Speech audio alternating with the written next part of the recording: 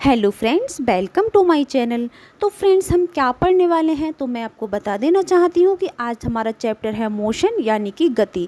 तो फ्रेंड्स, इससे पहले मैंने आपको पार्ट 1 मोशन का करा दिया है, उसको आप ज़रूर देखना, देन आप इसको देखना, ठीक है, क्योंकि उसमें भी मैंने काफ़ी इंपॉर्टेंट पॉइंट जो हैं आपको कवर कराए हैं। तो चलिए हम शुरू करते हैं अपना टॉपिक। आज का हमारे टॉपिक क्या है वो देखते हैं। तो फ्रेंड्स, आज का हमारा टॉपिक है स्पीड। देखिए, मैंने कई सारे टॉपिक्स इसमें क्लियर किए हैं, पूरा ही वीडियो देखना, इसके बिल्कुल मत करना, आपके एग्ज़ाम के लिए बहुत ही ज़्यादा इंपॉर्टेंट वीडियो होने वाली है। चलिए देखते हैं चाल, यानी कि जिसको हम इंग्लिश में बोलते हैं स्पीड। तो चाल क्या होती है, इसका फॉर्मूला, इसका डायमेंशन फार्मूला प्लस इसकी यूनिट, हमें सब कुछ आना चाहिए। मैं आपको सारा कुछ इसमें कवर कराऊंगी, एक एक पॉइंट क्लियर कराऊंगी, आपको हर टॉपिक के बारे में पूरी डिटेल से बताऊंगी, ठीक है। चलिए अब हम देखते हैं स्पीड क्या होती है, चाल क्या होती है। तो चाल क्या होती है, एकांक समय में चली गई दूरी को क्या कहते हैं, चाल कहते हैं। यानी कि एकांक समय में चली गई दूरी क्या कहलाती है, चाल कहलाती है। चलिए इंग्लिश में भी देख लें तो उसके बाद हम समझते हैं। The distance travelled a moving object in 1 second is called speed. यानी कि इन्होंने कहा है कि एकांक समय में, तो एकांक समय किसे कहते हैं, जैसे कि 1 सेकेंड में, ठीक है ना। मान लो 1 सेकेंड में चली गई दूरी क्या होती है, स्पीड होती है, ठीक है गाइस। जैसे कोई व्यक्ति किसी व्यक्ति ने कुछ दूरी तय की, ठीक है, तो कितने समय में कितनी दूरी तय की, तो यही क्या कहलाएगा। जैसे आपने अपने घर से मार्केट तक का रास्ता, आप अपने घर से कहाँ गए, मार्केट गए, तो आप अपने घर से मार्केट तक जाने में जो लगा समय प्लस जितनी आपकी डिस्टेंस है, उन दोनों का अनुपात क्या कहलाता है, आपका स्पीड कहलाता है, ठीक है। या फिर हम ऐसे भी बोल सकते हैं, क्या गाइस, देखिए, समय के साथ क्या बोल सकते हैं हम, समय के साथ दूरी में परिवर्तन, ठीक है ना। समय के साथ दूरी में परिवर्तन क्या कहलाता है, स्पीड कहलाता है, ठीक है गाइस। मान लीजिए आपकी जो डिस्टेंस है, मान लीजिए आपने कोई रास्ता चला, मान लीजिए 1 सेकेंड में रास्ता चला, ठीक है ना, और कितना 1 सेकेंड में रास्ता चला और कितने मीटर का, 1 मीटर का, ठीक है। तो आप इसको, अगर आप इसकी स्पीड निकालते तो स्पीड कितनी हो जाएगी, 1 मीटर प्रति सेकंड, ठीक है गाइस। इस तरीके से हम इसको करते हैं। अब यहाँ पर जो लिखा हुआ है लाइन आपकी, इसको भी समझते हैं। ये क्या है, इट इज़ ऑलवेज पॉजिटिव। ये क्या होती है हमारी, आप ध्यान रखना, स्पीड क्या होती है हमारी, ऑलवेज पॉजिटिव होती है, ठीक है। और देखिए, और हमारा जो डिस्टेंस मैंने आपको पढ़ाया था, डिस्टेंस भी क्या होती है, ऑलवेज पॉजिटिव होती है। ये चीज़ आपको ध्यान रखनी है, क्योंकि आपने देखा है ना कि जो हमारा स्पीड है, स्पीड का संबंध किससे है, हमारा डिस्टेंस से है। यानी कि चाल का संबंध किससे है, यानी कि चाल का संबंध हमारे किससे है, दूरी से है। तो ये भी पॉजिटिव है, इट इज़ ऑलवेज पॉजिटिव, ये भी क्या होती है, पॉजिटिव होती है स्पीड, और डिस्टेंस भी क्या होती है, पॉजिटिव होती है। इस तरीके से हमें पॉइंट क्लियर करने हैं, आपको इस तरीके से दिमाग में रखना है जो मैं बता रही हूँ कि स्पीड किससे कनेक्ट है, दूरी से, ठीक है। चलिए नेक्स्ट पेज पर देखते हैं क्या है। तो फ्रेंड्स, नेक्स्ट पेज पे क्या है उस पर भी ध्यान देते हैं। देखिए यहाँ पर लिखा हुआ है speed equal to distance upon time, यानी कि ये फॉर्मूला जो अभी हम पढ़ के आए हैं हिंदी में था वहाँ पर। तो देखिए अब मैं इसकी आपको जो हम न्यूमेरिकल्स करते हैं, यानी कि स्पीड निकालने को हमें दी जाती है, तो इस फॉर्मूले से ही करते हैं। तो स्पीड को हम किससे डिनोट करेंगे, v से, ठीक है। और डिस्टेंस को हम किस में मापते हैं, डिस्टेंस को हम डिनोट करेंगे यहाँ पर s से, ठीक है। और टाइम को t से। तो ये क्या हुआ, v equal to S upon T, formula आपको याद रखना है, ठीक है। अब इससे भी ज़्यादा इंपॉर्टेंट क्या रहती है, इसकी जो है ऐसा यूनिट पूछी जाती है एग्जाम में, वो ज़्यादा इंपॉर्टेंट रहती है। ऐसा यूनिट कैसे निकालते हैं वो भी मैं आपको बताती हूँ। तो आपका जो डिस्टेंस है गाइस, ध्यान रखना, डिस्टेंस दूरी को किस में मापा जाता है, मीटर में, ठीक है। मीटर में नापते हैं हम दूरी को, और टाइम को सेकंड में। तो ऐसा यूनिट क्या हुई इसकी, मीटर प्रति सेकंड, ठीक है। ये हो गई ऐसा यूनिट। अगर सीजीएस यूनिट की बात करते हैं तो वो कैसे निकालते हैं, तो देखिए मीटर को किस में नापा जाता है, सीजीएस पद्धति में जो हम पढ़ते हैं इसकी एसआई पद्धति, और ये, ठीक है। तो इसमें जो मीटर को किस में नापा जाता है, सेंटीमीटर में, और टाइम को तो सेकंड में ही नापा जाता है, ठीक है। तो क्या हुआ, ये सेंटीमीटर प्रति सेकंड, क्लियर। अब बात आती है हमारी, देखिए ध्यान दीजिए। अब जो हम बात करते हैं इसकी, यहाँ पर आपको दिखा है कि जो इट इज़ स्केलर यहाँ पर देखिए गलत लिख दिया है, क्वालिटी लिख दिया है, सॉरी। ये जो है क्वांटिटी यानी कि राशि, ये है कौन सी राशि है, आपसे पूछ लिया जाता है कि जो चाल है वो कौन सी राशि है, तो आपको बताना है चाल एक क्या है, अदिश राशि है, यानी कि स्केलर क्वांटिटी है, ठीक है। तो अदिश राशि है, क्या है, अदिश, क्लियर। तो गाइज एक चीज़ और याद रखनी है आपको, अगर आप थोड़ा दिमाग से सोचते हैं तो देखिए आपको एग्ज़ाम में ज़्यादा बेनिफिट रहेगा अगर इस तरीके से आप सोच लेते हो तो। देखिए स्पीड जो है किससे कनेक्ट है, डिस्टेंस से, यानी कि दूरी से। तो मैंने अभी आपको बताया था कि स्पीड क्या है, ऑलवेज़ पॉजिटिव रहती है। तो डिस्टेंस भी क्या होती है, ऑलवेज़ पॉजिटिव होती है, ठीक है ना, यानी कि हमेशा क्या करते हैं, ये धनायन बनाते हैं, ठीक है। अब बात आती है कि यहाँ पर अगर जो हमने स्पीड क्या है, एक अदिश राशि है, तो स्पीड से कनेक्ट क्या है, डिस्टेंस यानी कि दूरी। तो दूरी भी क्या हुई, एक अदिश राशि होगी। तो दो चीज़ें यहाँ पर याद रखनी है आपको, क्या है, दोनों ही क्या है, अदिश राशि हैं, ठीक है। इसी तरीके से मैं आपको जो कनेक्ट रहेगा वो मैं आपको बताती रहूँगी, ठीक है। और ये जो है एक चीज़ और यहाँ पर डायमेंशन फार्मूला यानी कि बिम्मीय सूत्र हमसे पूछ लिया जाता है। तो मेरे प्यारे दोस्तों, बिम्मीय सूत्र निकालने के लिए मैं एक अलग से वीडियो बनाऊंगी आपके लिए, सबका बिम्मीय सूत्र वहाँ पर आपको देखने को मिल जाएगा, यानी कि डायमेंशन फार्मूला सारे एक वीडियो में ही कवर करूँगी।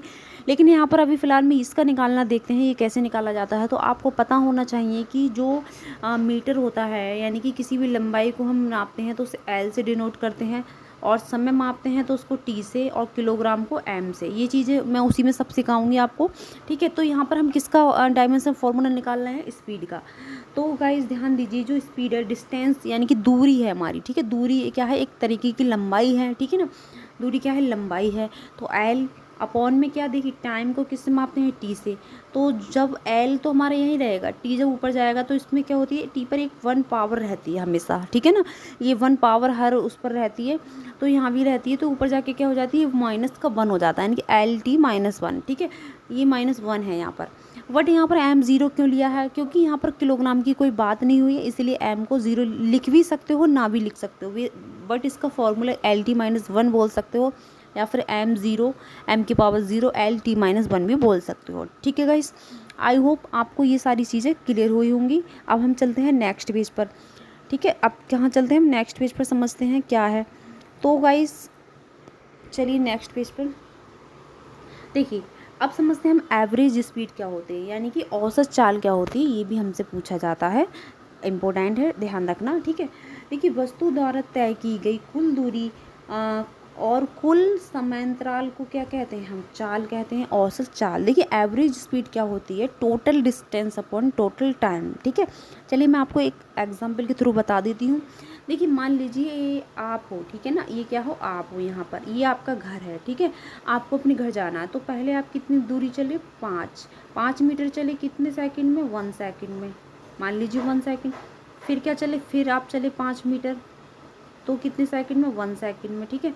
फिर चले आप 5 मीटर, कितने में, 1 सेकंड में। तो आपसे पूछा जाए कि इसका एवरेज स्पीड निकालिए, तो आप क्या करेंगे, सभी को जोड़ देंगे। टोटल दूरी कितनी है, 5, 10 और 15, टोटल दूरी कितनी हुई, 15, और टोटल समय कितना हुआ, 1 सेकंड 1 सेकंड। तो ये क्या है, इसको भी हम जोड़ देंगे, ठीक है। यानी कि इन्होंने पूछा है कि जो एवरेज स्पीड होती है वो क्या होती है, total distance upon total time. ये चीज़ आपको ध्यान रखनी है, ठीक है गाइस। ये क्या है, हमारा एवरेज स्पीड है, ठीक है ना। अब देखिए बात करते हैं, हम नेक्स्ट पेज पर चलते हैं, क्या है। तो फ्रेंड्स अब हम पढ़ने वाले हैं तात्क्षणिक चाल, जिसको क्या बोलते हैं, इंस्टेंटेनियस स्पीड, ठीक है ना। अब हम इसको समझते हैं, ध्यान से सुनना। तो देखिए क्या है इसकी definition, the speed of an object at any particular moment it called its instantaneous speed. यानी कि इन्होंने कहा है कि किसी भी वस्तु का, देखिए यहाँ पर ध्यान दीजिए, the speed of an object मतलब किसी भी वस्तु की क्या चाल, किस पर, एनी पर्टिकुलर मोमेंट मतलब विशेष क्षण, जो विशेष एक क्षण मोमेंट, यानी कि एक विशेष क्षण के लिए किसी वस्तु की चाल जो होती है वो क्या कहलाती है, तात्क्षणिक चाल कहलाती है। अब ये विशेष मोमेंट, ये क्षण क्या है, देखिए ध्यान दीजिए। मान लीजिए आपको स्कूल से घर आ रहे हो, ठीक है ना, तो आप स्कूल में पूरे दिन बोर हो जाते हो, मतलब पढ़ते पढ़ते थक जाते हो, तो आपको लगता है जल्दी से घर पहुँचे, तो आप अपनी स्पीड से भाग रहे हो, ठीक है ना। बीच में क्या हुआ, आप थक गए, तो आप क्या, मान लीजिए ये आपका घर है, ठीक है, यहाँ पे क्या है, आपका स्कूल है, स्कूल मान लीजिए इसको, और ये क्या है, आपका घर है। अब आप यहाँ से भाग रहे हो, ठीक है ना। आपने क्या किया, यहाँ पर आके अपनी स्पीड को क्या किया, धीमा किया, क्यों, क्योंकि आप थक चुके हो। फिर थोड़ा सा और भागे, अब क्या करा आपने, यहाँ से अपनी स्पीड को फिर बढ़ा लिया, ठीक है ना।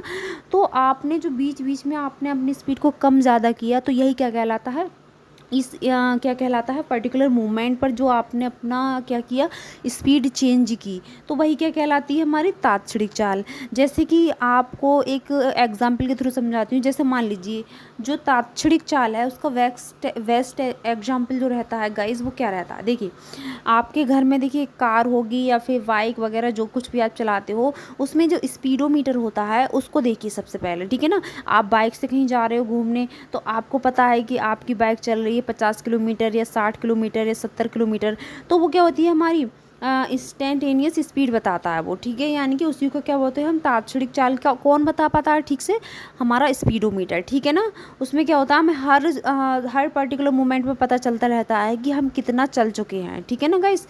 आई होप आपको ये समझ में आया होगा। अब आपका ये फार्मूला देखिए यहाँ पर, ये क्या formula, limit delta tends to zero और delta S upon delta T. तो ये क्या है, देखिए यहाँ पर जो डेल्टा टी है आपका, ये क्या है, बहुत ही छोटा टाइम लिया गया है, ठीक है। अब आपका जो ये वाला पार्ट है, ये क्या हो जाता है, देखिए v इक्वल टू क्या हो जाता है, D S upon D T, यानी कि इसको क्या बोलते हैं हम, अपकलन बोलते हैं, डिफरेंशियल बोलते हैं, ठीक है ना। तो ये इसका फॉर्मूला रहता है जिससे कि हम न्यूमेरिकल्स को क्या करते हैं, सॉल्व करते हैं, ठीक है ना। तो ये फार्मूला आपको याद रखना है, v इक्वल टू क्या होता है, D S upon D T. Clear, I hope आपको समझ में आ गया होगा। चलिए अब हम आगे बढ़ते हैं। हाँ, अब हम पढ़ रहे हैं वेलोसिटी यानी कि वेग, ठीक है। तो सबसे पहले क्या देखेंगे, हम इसकी डेफिनेशन देखेंगे, जैसे कि हम हर टॉपिक की सबसे पहले डेफिनेशन देखते आ रहे हैं, ठीक है। तो इसकी डेफिनेशन क्या है, एकांक समय में तय किए गए विस्थापन को क्या कहते हैं, वेग कहते हैं। यानी कि the displacement covered in unit time is called velocity, ठीक है ना। तो एकांक समय में, यानी कि हम इसको ये भी कह सकते हैं कि समय के साथ विस्थापन में परिवर्तन की दर को क्या कहते हैं, हम वेग कहते हैं, ठीक है।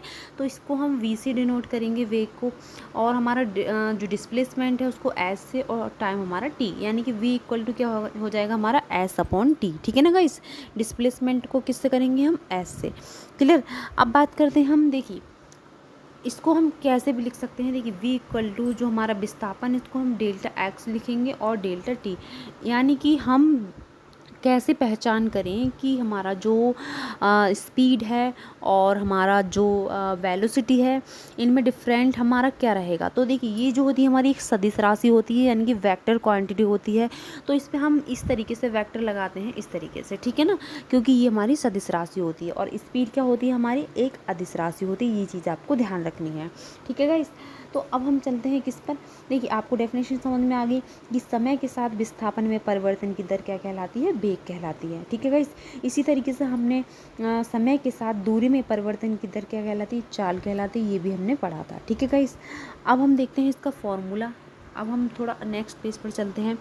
तो फ्रेंड्स इसका फॉर्मूला रहता है जो कि मैंने अभी आपको बताया था, वेलोसिटी इक्वल टू क्या होता है, डिस्प्लेसमेंट अपॉन टाइम होता है, ठीक है। यानी कि v इक्वल टू क्या होता है, s अपॉन टी, ठीक है। अगर हम इसकी SI यूनिट की बात करते हैं तो जो हमारी स्पीड की थी वही इसकी रहेगी मीटर प्रति सेकंड, ठीक है ना। S यानी कि मीटर में, स्पीड किस में, सॉरी जो हमारा डिस्प्लेसमेंट है वो एक दूरी ही है, तो उसको हम किस में मापेंगे, मीटर में। और टाइम यानी कि t को किस में, सेकंड में, ठीक है। ये क्या है, इट इज़ वेक्टर क्वांटिटी, तो मैंने ये आपको बता दिया है। देखिए गाइज एक बात के लिए सॉरी बोलना चाहूँगी कि यहाँ पर हर जगह आपको क्वालिटी लिखा मिलेगा, उसको आप सही कर लेना, क्योंकि वो क्वांटिटी है यानी कि राशि, ठीक है। ये कौन सी राशि है, वेक्टर राशि, यानी कि क्या है, हमारी सदिश राशि है, ठीक है ना। और इसका जो डायमेंशनल फार्मूला है यानी कि बीमीय सूत्र है वो भी सेम रहेगा जो कि हमारा स्पीड में था, m0L t-1, ठीक है ना। ये चीज़ आपको ध्यान रखनी है। चलिए गाइस अब चलते हैं हम नेक्स्ट पेज पर। तो मेरे प्यारे दोस्तों अब हम पढ़ रहे हैं एवरेज वेलोसिटी यानी कि औसत वेग, ठीक है। तो सबसे पहले हम इसकी डेफिनेशन देखते हैं। जैसे कि हमें डेफिनेशन दी गई है कि दिए गए समय अंतराल में वस्तु का कुल विस्थापन और कुल समय को औसत वेग कहते हैं, ठीक है ना। तो सबसे पहले मैं आपको समझाना चाहूँगी कि जो एवरेज वेलोसिटी होती है मेरे प्यारे दोस्तों, हमें यह उससे क्या होता है, हमें यह मालूम चलता है कि किसी गिवन टाइम इंटरवल यानी कि दिए गए समय अंतराल में कोई ऑब्जेक्ट कितनी तेज़ी से मूव करता है, ठीक है ना। जैसे आप अपने घर से स्कूल वापस आ रहे हो तो आपने घर से और स्कूल आने में कितनी जो गिवन टाइम था आपका, उसमें आपने कितनी तेज़ी से मूव किया, उसको हमें किससे पहचान होती है, उसकी एवरेज वेलोसिटी से, ठीक है ना। मान लीजिए आप स्कूल से निकले 12 बजे, ठीक है। तो आप पहुँचे 12:05 पे, ठीक है ना। तो इन दोनों पॉइंट के बीच जो आपका डिफरेंस रहेगा ये तो वो कितना रहेगा, 5 मिनट का रहेगा। कितना, 5 मिनट का, ठीक है ना। इन दोनों पॉइंटों के बीच ये जो टाइम का जो डिफरेंस होता है वही हमारा क्या है, टाइम इंटरवल होता है। 5 मिनट में जितनी तेज़ी से आपने मूव किया वह क्या होगा, हमारा एवरेज वेलोसिटी, ठीक है ना फ्रेंड्स। वही क्या होता है, हमारा एवरेज वेलोसिटी, जो कि आपने 12 बजे निकले या 12:05 पर आप घर पहुँचे, तो जो इसके बीच का जो डिफरेंस है हमारा वो कितना है, 5 मिनट। तो यही क्या होता है, हमारा एवरेज वेलोसिटी। यानी कि हम कह सकते हैं कि किसी गिवन टाइम इंटरवल में, यानी कि दिए गए समय अंतराल में कोई ऑब्जेक्ट कितनी तेज़ी से मूव करती है, वही हमारा क्या कहलाता है, एवरेज वेलोसिटी कहलाता है, ठीक है ना गाइस। तो एक चीज़ और है कि यहाँ पर हमें किसी पॉइंट ऑफ टाइम में उस ऑब्जेक्ट की वेलोसिटी क्या थी ये नहीं पता होता है, ठीक है ना। बस हम ये जो है औसत वेग जो है हमारा ऐसे ही निकलता है कि दोनों पॉइंटों के बीच का जो डिफरेंस होता है वही क्या होता है, हमारा एवरेज वेलोसिटी होता है। अब हम पढ़ेंगे तात्क्षणिक वेग, उसमें हम थोड़ा और जानेंगे आगे, ठीक है ना। तात्क्षणिक वेग क्या होता है वो भी मैं आपको समझाऊंगी इसी वाले एग्जाम्पल के थ्रू, ठीक है ना। अब हम नेक्स्ट पेज पर चलते हैं।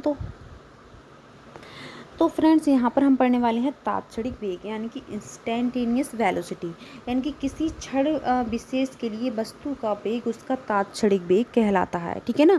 यानी कि क्षण विशेष मतलब पर्टिकुलर टाइम, यानी किसी वस्तु का पर्टिकुलर टाइम वेग क्या कहलाता है, उस वस्तु का तात्क्षणिक वेग कहलाता है। फ्रेंड्स देखिए, ध्यान दीजिए, मैंने अभी आपको बताया था कि आप 12 बजे निकले, ठीक है ना, 12 बजे निकले और आप 12:05 पर पहुँचे, ठीक है ना, 12:05 पर पहुँचे। तो इसके बीच 5 मिनट का जो आपने सफ़र तय किया, तो उसमें आपने देखिए 12:01 भी हुआ होगा, ठीक है ना। 12:01 पर आपका जो पर्टिकुलर मूवमेंट पर आपकी आपका वेग क्या था, तो वही क्या होता है, हमारा तात्क्षणिक वेग होता है, ठीक है ना फ्रेंड्स, समझ में आया। जैसे कि आपने 12:01 पर कहाँ थे, 12:02 भी हुआ होगा, 3 मिनट भी हुआ होगा, तो ये क्या होता है, हमारा पर्टिकुलर मूवमेंट होता है, यानी कि तात्क्षणिक वेग इसी को कहा जाता है, ठीक है ना। और मैंने आपको ये तो बता ही दिया है कि दोनों पॉइंटों के बीच क्या होता है, दोनों पॉइंटों के बीच कोई वस्तु कितनी तेज़ी से मूव करती है वह क्या कहलाती है, एवरेज वेलोसिटी कहलाती है। और किस किस पर्टिकुलर मूवमेंट पर उसकी चाल क्या है, उसका वेग क्या है, वो क्या कहलाता है, हमारा तात्क्षणिक वेग कहलाता है, ठीक है गाइस। अब हम चलते हैं नेक्स्ट पेज पर, देखते हैं हमारा नेक्स्ट क्या है। अब फ्रेंड्स ये देखते हैं एक्सेलरेशन यानी कि त्वरण की परिभाषा क्या है। तो देखिए, किसी वस्तु के वेग में परिवर्तन की दर को क्या कहते हैं, त्वरण कहते हैं, यानी कि एक्सेलरेशन कहते हैं। तो समझिए ये क्या है। मान लीजिए कोई कार कंटिन्यू क्या कर रही है, ट्रैवल कर रही है, यानी कि कंटिन्यू वो लगातार चल रही है। तो कभी कभी जो लगातार चल रही है तो वो क्या है, उसका एक वेग है, एक वेग से चल रही है, ठीक है ना। अब क्या होता है, कभी कभी वो कहीं कहीं रुकती है, कहीं कहीं चलती है, तो क्या है, ये उसका वेग का कम और ज़्यादा होना क्या कहलाता है, एक्सेलरेशन यानी कि त्वरण, ठीक है ना। तो इसी को क्या बोलते हैं, हम त्वरण कहते हैं। तो इसका फॉर्मूला क्या रहता है, चलिए नेक्स्ट पेज पर देखते हैं। तो देखिए फ्रेंड्स, इसका फॉर्मूला क्या है, त्वरण इक्वल टू क्या है, वेग में परिवर्तन बटे समय, ठीक है। और इसको हम किससे डिनोट करते हैं, ए से, ठीक है, सॉरी, त्वरण को हम किससे डिनोट करते हैं, ए से। ए इक्वल टू क्या है, B minus U upon time, मतलब टी, ठीक है। तो न्यूमेरिकल से जब हम करते हैं तो इसी से हम करते हैं इसके, ठीक है ना। ये इसीलिए हमें ये फॉर्मूले सारे याद रखने हैं। और जहाँ क्या है, ए क्या है, त्वरण है, वी क्या है, अंतिम वेग है, मतलब वी क्या हमारा फाइनल वेलोसिटी है, और यू क्या है, प्रारंभिक वेग, मींस यू हमारा इनिशियल वेलोसिटी है। टी क्या है, हमारा समय यानी कि टाइम है। और इसका डायमेंशनल फार्मूला यानी कि बीमा क्या होती है इसकी, L t-2, यानी कि इसका बीमीय सूत्र पूछा जाए आपका एक्सेलरेशन का, तो आप क्या बोलोगे, L t-2, ठीक है। ये आपका